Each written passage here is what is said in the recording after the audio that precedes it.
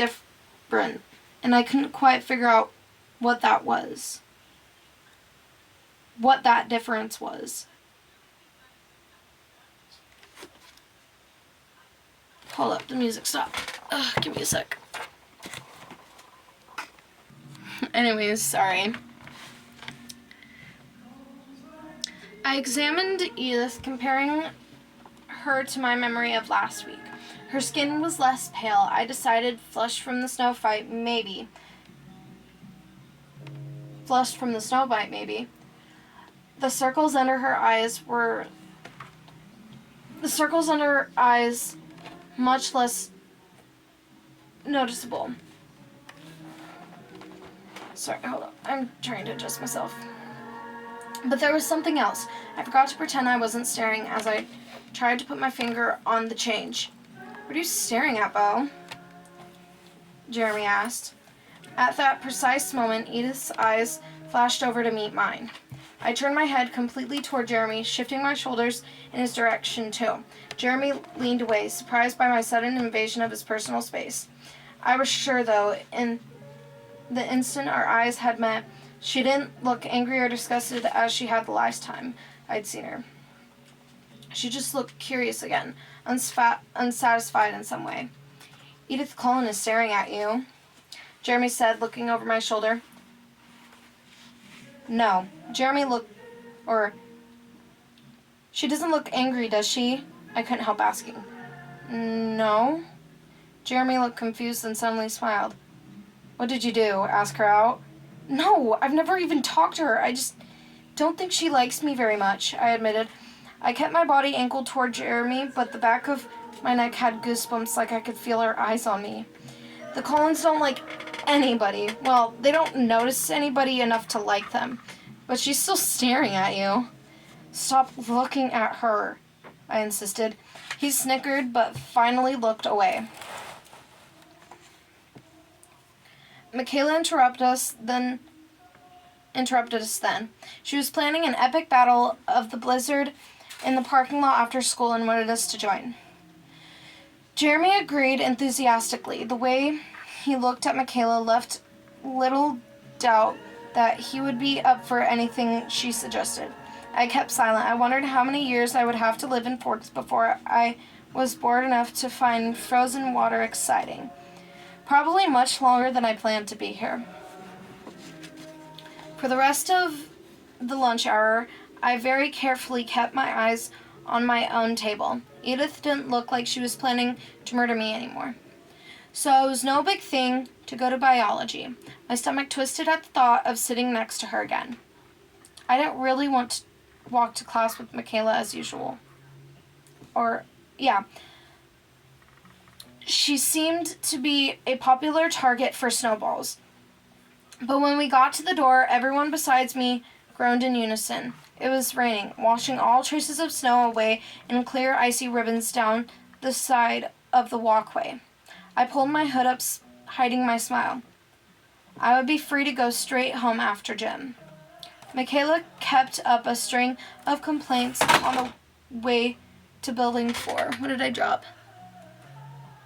Oof. Oh well, it's fine. Where was I? Once inside the classroom, I was relieved that Edith's chair was still empty. It gave me a minute to settle myself. Mrs. Banner was walking around the room, distributing one microscope and box of slides to each table. Class still had a few minutes before it started, and the room buzzed with conversation. I kept my eyes away from the door, doodling idly on the cover of my notebook. I heard very clearly when the chair next to me moved, but I kept my eyes focused on the pattern I was drawing. "Hello," said a quiet, musical voice. I looked up, shocked that she was speaking to me. She was sitting as far away from me as the desk allowed, but her chair was angled toward me. Her hair was dripping wet, tangled. Even so, she looked like she'd just finished shooting a commercial.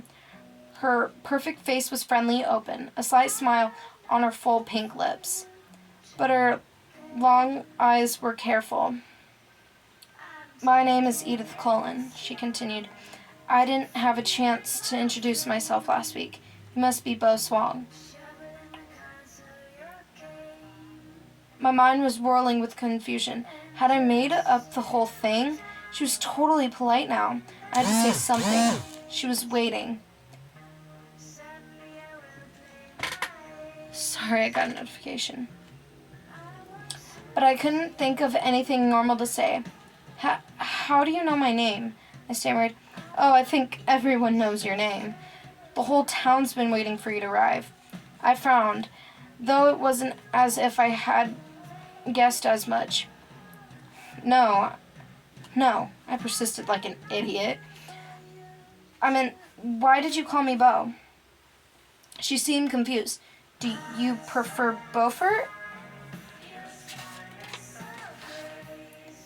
Absolutely not, I said. But I think Charlie, my dad, must call me that behind my back. Jesus, sorry, I keep getting a notification for a video I posted on TikTok. My dad must call me that behind my back. That's what everyone here seemed to know me as. The more I tried to explain, the more moronic it sounded. Oh. She let it drop. I looked away awkwardly. Luckily, Miss Banner started class at that moment. I tried to concentrate as she explained the lab we were doing today. The slides in the box were out of order. Working as lab partners, we had to separate the slides of onion root tip cells into the phases of mitosis. They represented and labeled them accordingly. We weren't supposed to use our books. In 20 minutes, she would be coming around to see who had it right. Get started, she commanded. Ladies first, partner? Edith asked.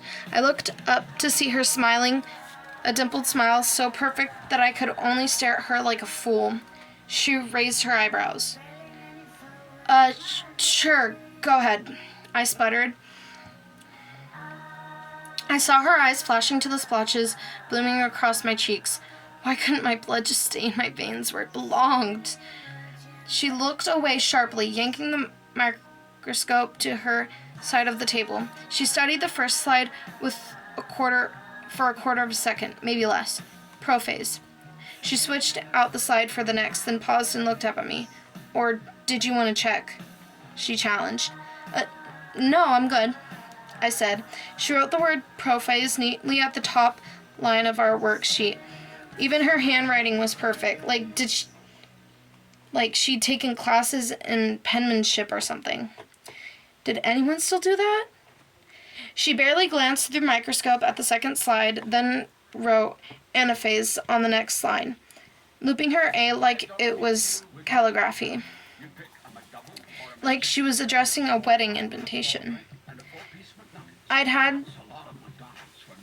I had to do the invitations for my mom's wedding. I'd printed the labels in fancy script font that didn't look anything as elegant in Edith's handwriting.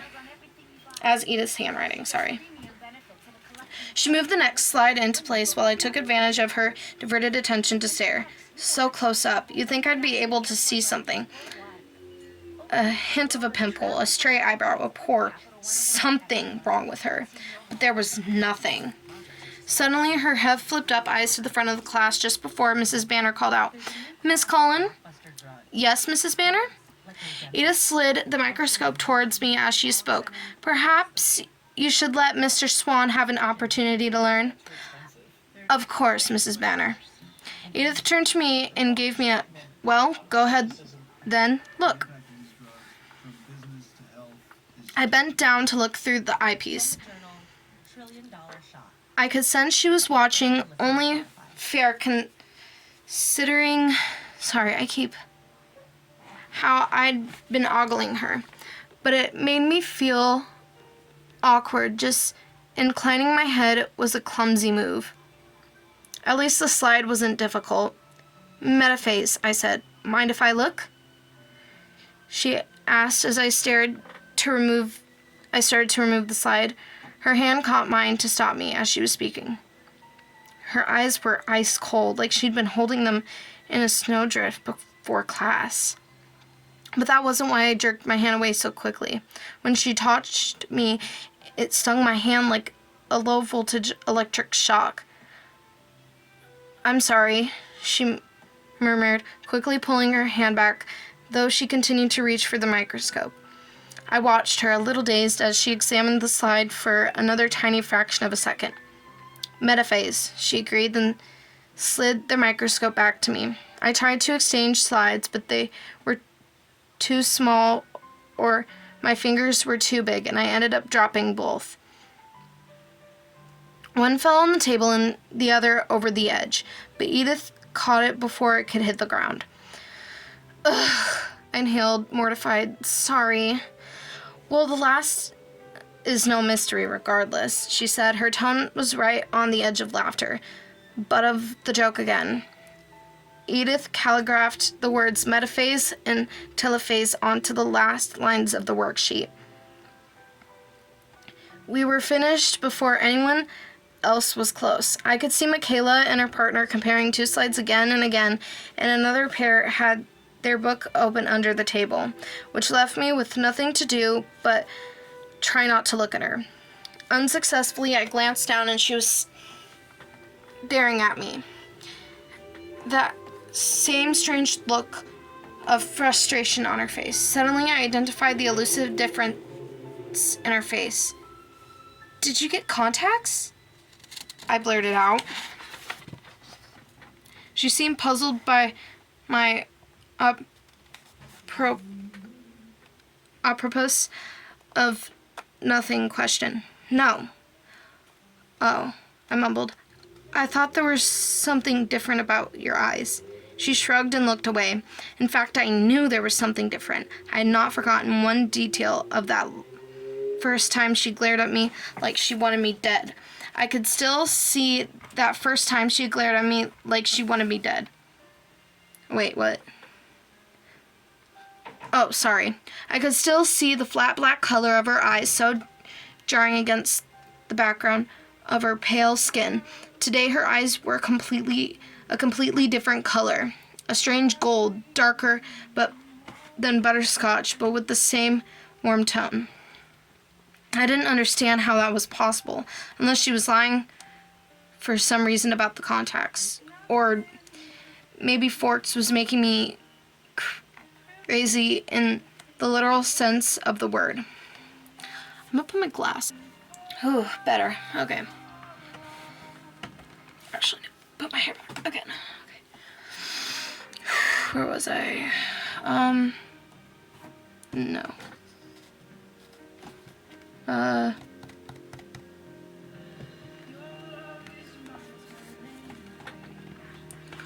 Or maybe Forks was making me crazy in the literal sense of the word. I looked down. Her hands were clenched into fists again. Mrs. Banner came to our table, then looking over our shoulders to glance at the completed lab, then stared more intently to check the answers. "So, Edith," Mrs. Banner began. Bo identified half of the slides, Edith said before Mrs. Banner could finish.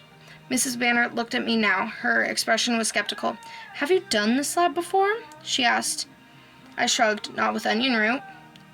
"Whitefish, but sorry, I'm Balastilla?" "Yeah," Mrs. Banner nodded. "You were in an advanced placement program in Phoenix?" "Yes." "Well," she said after a moment, "I guess it's good you two are lab partners." She mumbled something else I couldn't hear as she walked away. After she left, I started doodling on my notebook again. "It's too bad for the snow, isn't it?" "It's too bad about the snow, isn't it?" Edith asked. I had the odd feeling she was forcing herself to make small talk with me. It was like she had heard my conversation with Jeremy at lunch and was trying to prove me wrong, which was impossible. I was turning paranoid. "Not really," I answered honestly. Instead of pretending to be normal like everyone else, I was trying to shake the stupid feeling of suspicion, and I couldn't concentrate on putting up a socially acceptable front. "You don't like the cold." It wasn't a question. "Or wet." "Forks must be a difficult place for you to live." Or the wet. Forks must be a difficult place for you to live, she mused. You have no idea. I muttered darkly. She looked riveted by my response. For some reason I couldn't imagine. Her face was a distraction that I try not to look at it any more than courtesy absolutely demanded. Why did you come here then? No one had asked me that, not straight out like she did. Demanding. It's complicated. I think I could keep up, she pressed. I paused for a long moment, then made the mistake of meeting her gaze. Her long, dark gold eyes confused me, and I answered without thinking. My mother got remarried, I said. That doesn't sound so complex, she disagreed. Her tone was suddenly softer. When did that happen? Last September. I couldn't keep the sadness out of my voice. And you don't like him, Edith guessed, her voice still kind. No, Phil is fine. A little young maybe, but he's a good guy.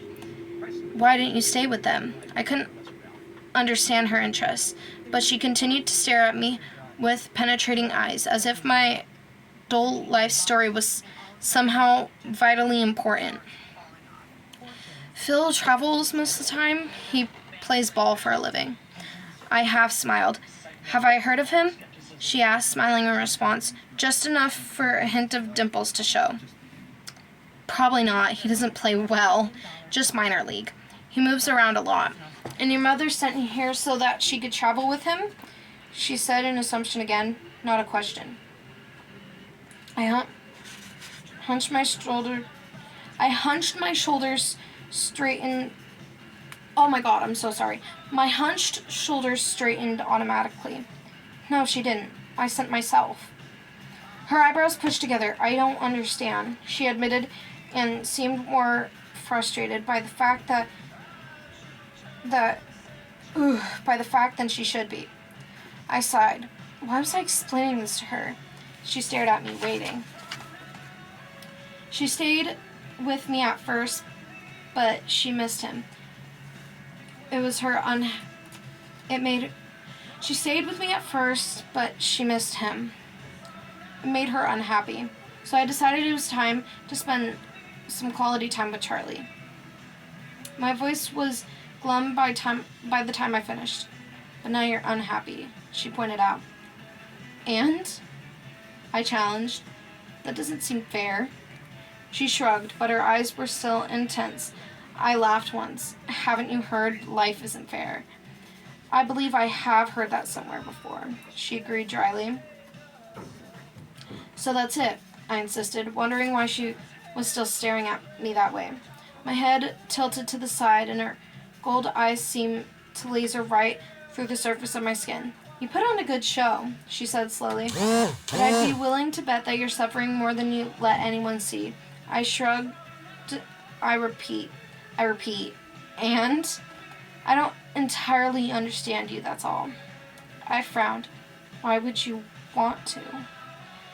That's a very good question, she muttered so quietly that I wondered if she was talking to herself. However, after a few seconds of silence, I decided that was the only answer I was going to get. It was awkward, just looking at each other, but she didn't look away. I wanted to keep staring at her face, but I was afraid she was wondering what was wrong with me for staring so much. So finally, I turned toward the blackboard. She sighed.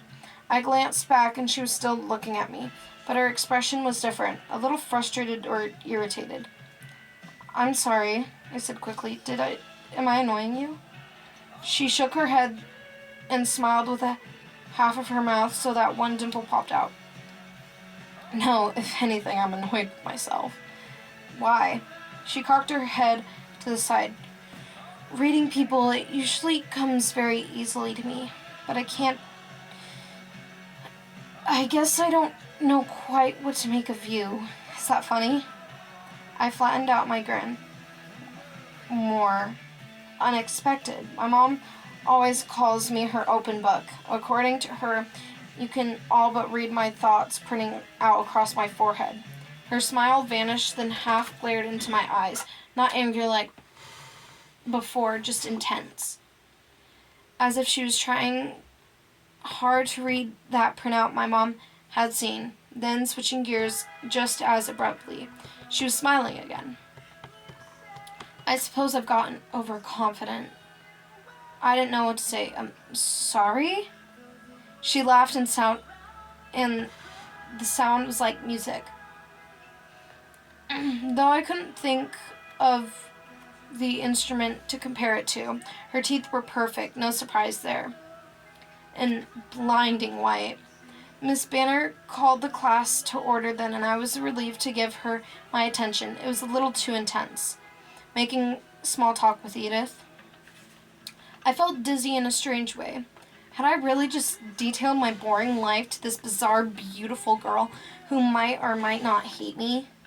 She seemed almost too interested in what I had to say, but now I could see from the corner of my eye that she was leaning away from me again, her hands gripping the edge of the table with unmistakable tension.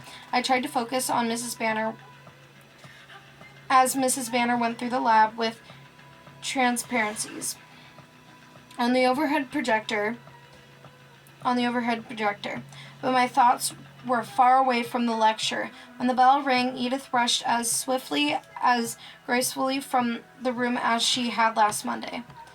And, like last Monday, I stared after her with my jaw hanging open. Kayla got to my table almost as quickly. That was awful, she said. They all looked exactly the same. You're lucky you had Edith for a partner. Yeah, she seemed to know her way around an onion root. She was friendly enough today, Kayla commented as we shrugged into our raincoats. She didn't sound happy about it. I tried to make my voice casual. I wonder what was with her last Monday. I couldn't concentrate on Michaela's chatter as we walked to gym, and PE didn't do much to hold my interest either. Michaela was on my team today. She hopefully covered my position as well as her own, so I only had to pay attention when it was my turn to serve. My team knew to get out of the way when I was up. The rain was just a mist as I walked to the parking lot, but I was still pretty damp when I got in the truck. I turned the heat up as high as it could go, for once not caring about the mind-numbing roar of the engine. As I looked around me to make sure the way was clear, I noticed the still white figure. Edith Cullen was leaning against the front door of the Volvo, 3 cars down from me, and was staring intently in my direction. The smile was gone, but at least so was the murder. For now, anyway. I looked away and threw the truck into reverse, almost hitting a rusty Toyota Corolla in my rush. Luckily for the Toyota, I stomped on the brake in time. It was just the sort of car that my truck would make scrap metal of. I took a deep breath, still looking out the other side of my car, and cautiously pulled out again. This time I made it. I stared straight ahead as I passed the Volvo, but I could see enough in my peripheral vision to know that she was laughing. Okay. Oh, that is the end of chapter 2 on page 40. Page 41 is chapter 3. Anybody who is done listening to me read and just wants to read it all by themselves. Or for next video wants to read with me. I will also put it in the bio of the next video and in the bio of this video. But we started on page 23 today and ended on page 40. This, again, is by Stephanie Meyer, and it's called Life and Death. I had music playing in the background on Spotify. it was a Twilight playlist to listen to while I read. I hope you enjoyed today's video, and I hope you enjoy many more in the future. Have a good day.